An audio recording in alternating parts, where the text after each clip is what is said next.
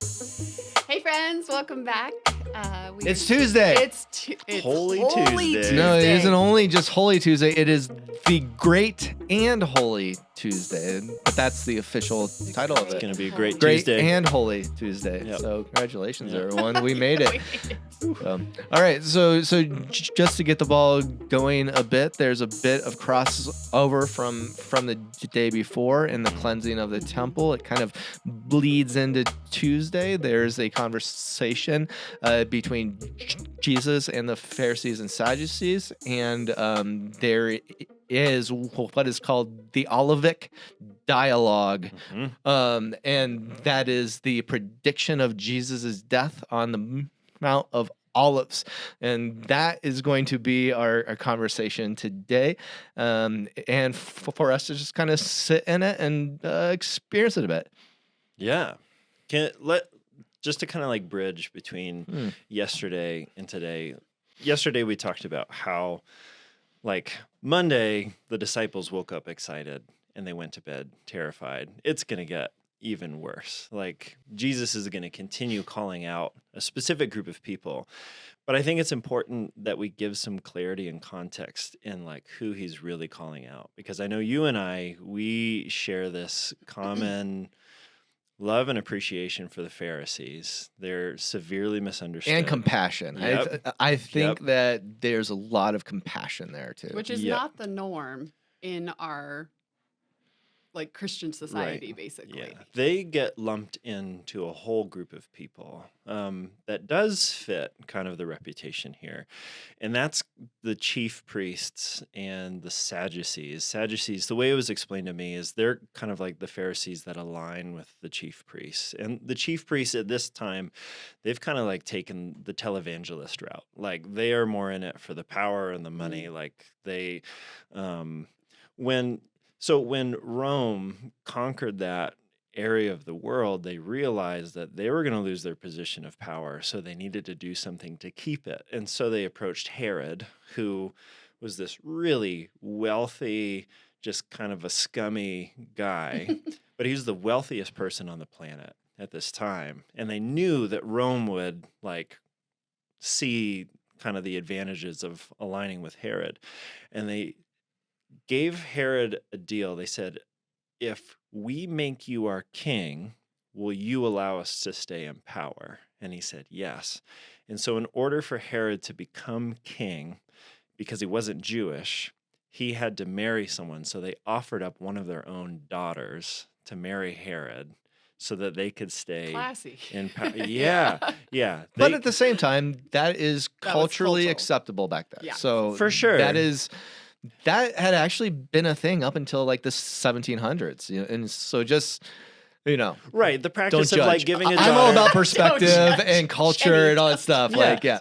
Not the giving of the daughter Yeah. thing, but for the group of people and their values and morals, giving their daughter to the type of person that Herod was, I think there is something to judge there of like, this was a power move. They sacrificed a daughter to stay in power. Again, that is a cultural thing between kingdoms. True, but we're I'm talking. feeling spicy today. We're not, I don't know. Like, we're you not know. talking about a group of kings here. Right. Like Talking about these are the the- chief Right, priests, right, the right, yeah. shepherds of Israel, not dictators of countries here. So they are supposed to be other. So you're right. That's the norm. Yeah, but they also haven't been for such a long time that these chief priests have been people of power, right? Like Right. they have forgotten their holy calling. Right. It's turned into something else. Exactly. Right. So Like the head chief priest, like excavations have been done.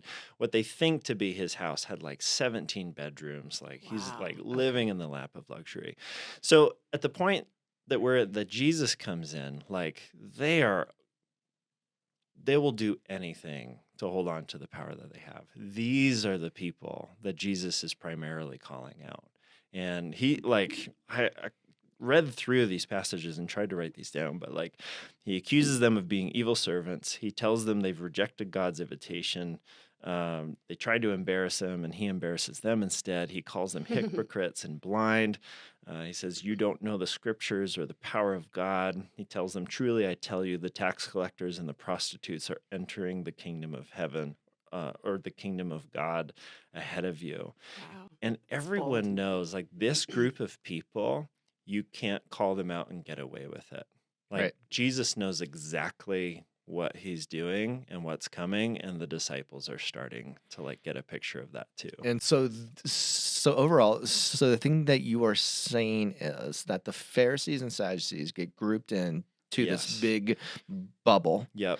and the thing that you're trying to do is say, wait, let's hit the pause button here and separate these people Yep. out. So the Pharisees are typically, if I could just like paint a broad brushstroke, is they are trying to protect Yes. God's children. Yes. At their heart, they are the protector of God's children and the temple. And then you have the chief priests and the people in the Sanhedrin, who have sold their hearts to the empire. Yep. That they have taken their power and their spiritual influence. We're getting talking about politics a little bit. They are keep it biblical. taking their spiritual influence and who they are and at the temple, and they have sold it to politics. Yep. To create safety and to control the holy city and the people of God. Yep. And so Jesus, the day before he comes into the temple, the holy city, the palm branches are happening, and people are saying Hosanna and King of Kings. And at the same time, the chief priests are affirming Caesar and saying there isn't any other king but Caesar. Yep. So kind of there is this split and this voice. So these that two is, things are happening at the same time. Yes. basically. Yeah. and I almost could see the Pharisees are caught in between. Yep. Yeah. Jesus tells this parable in like this day that we're talking about of this vineyard. Like the master, he asks this group of tenants to like take care of his vineyard. And then the master, he sends some servants to collect some of the fruit from this vineyard, but the tenants of the vineyard, they either beat up or kill the servants, depending on which version of the story you're reading, or send them back. And so he sends another group of servants, and they beat these people up or kill them and sends them back. And then the master says, like, I'm going to send my son, and at least they'll respect my son, and they murder the son. And as the chief priests are hearing this parable, when they're thinking about who these evil tenants are, they're thinking Rome. Like they're beating us up, they're killing us. And then Jesus says, it's you.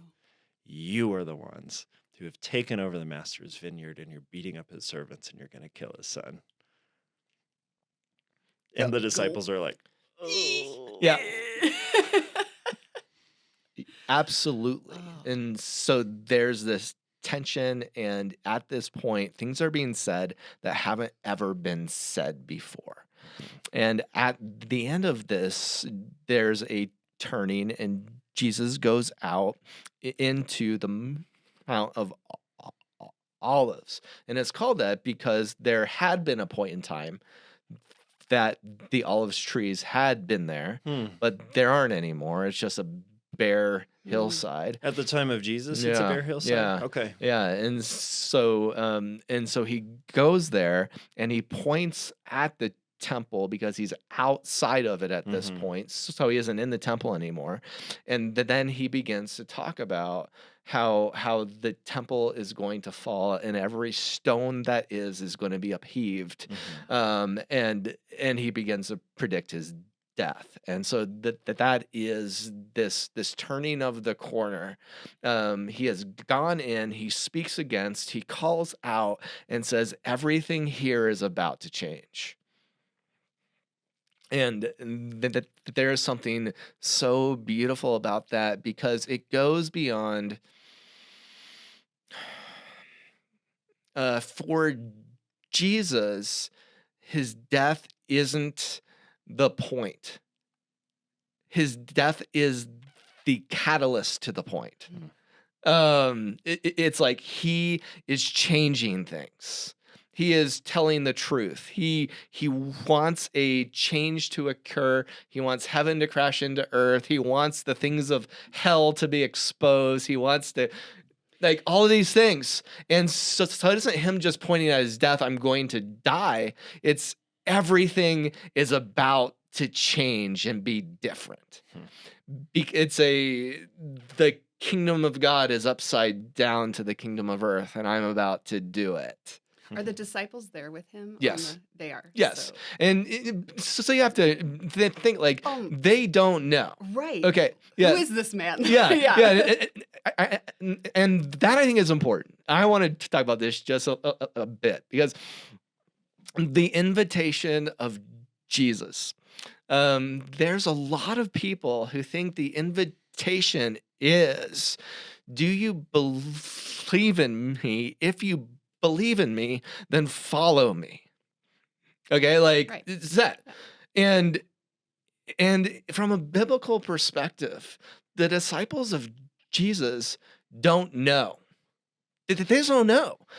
From the calling of the disciples at the beginning of the Gospels, they don't know who he is. But they're being called and they follow. All throughout the Gospels and the Gospel story, Jesus is continually asking, who am I? Yep. And they're like, I don't know. And then he even goes like, who do you say I am? Or who do people say I am? I don't know. Some people say this. Some people say this. Some people say this. And he doesn't say, that's incorrect. He goes, huh. And then they scoot on. Even until after he dies, who do you think I am? And it's just kind of like, I have a pretty good hypothesis. But it isn't like there's this concrete, you are the Messiah, the Torah, the light of the world. You are like, but somehow people think to follow Jesus, they have to have this surefire, concrete, 100% in thing. Yeah. And the journey of the call of Christ, especially at the Mount of Olives, you got to just picture the disciples are like, man, I'm possibly who I thought you were is really wrong. Yes. Yeah. Because it is like who they thought he was going to be and how he was going to do things is really wrong. And they're being taught about who God is because they had a perception of who he should be. Right. And so on Holy Tuesday, it would be a really cool practice for us to invite Jesus to say, who are you? Show me the things you do. Show me your plan. In contrast to our perceptions of if God is, then this should be. So if the Bible is true, then this should be. Spirituality, the kingdom of God, Jesus Christ is not a formula. And today, above all days, this is our day to say, I want to be taught by the teacher, by the Messiah, because he is full of surprises. And on this day, he is surprising his disciples, and that they are perplexed. To be someone in the church who has grown up in the church, to have the gift of being perplexed by God, Yep. It's a really beautiful thing. Yep. Yeah, to open yourself up, like in the heart of what you just talked about, like sitting in front of the teacher, maybe even like giving him the invitation of like, is there something that would perplex me that I need to hear, that I need to start being aware of? What is the thing that you see as totally upside down as I see it? Yep, it's really beautiful. So the overall term of the thing that I just shared, there are people who kind of summarize their faith of, I believe before I can belong. Mm. But I think the call of Jesus is I belong before I believe. It's I'm invited to journey alongside him. I'm invited to take this journey to the cross. You got to even think like Peter himself. I mean, like, there's a complex story there of the denial of Jesus. I think he was telling the truth of who he thought Jesus had been is not who Jesus actually showed up to be. And Mm. there was a calibration in his head that took a super long period of time for him to go, oh, I had been incorrect, but he hadn't been incorrect. Mm. Yep. And for our daily experiences, going through pain, surprise, disappointment, the broken things we don't understand, it's easy to point at God and say, I don't think he is who I thought.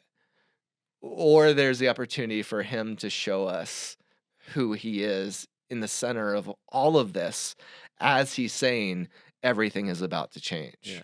Because, I mean, really, who can fully articulate who Jesus is? If you Like- could, he probably isn't. Exactly. Exactly. It's like, who are we kidding to think we know who Jesus is? Like, the fullness of who he is. And it's by design that way. Yeah. Seriously. It's like, maybe even calling it the tip of the iceberg is too generous. Like, it is, I just feel so limited in my ability to understand. Yeah. So it's exactly what you're saying. It's like, but I'm following along Yeah. and I'm learning. Yeah, and- show me. Yeah.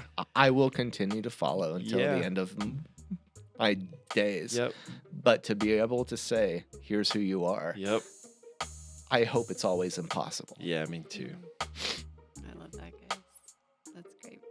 Well, we hope that you continue to follow us. That's impossible. That is impossible.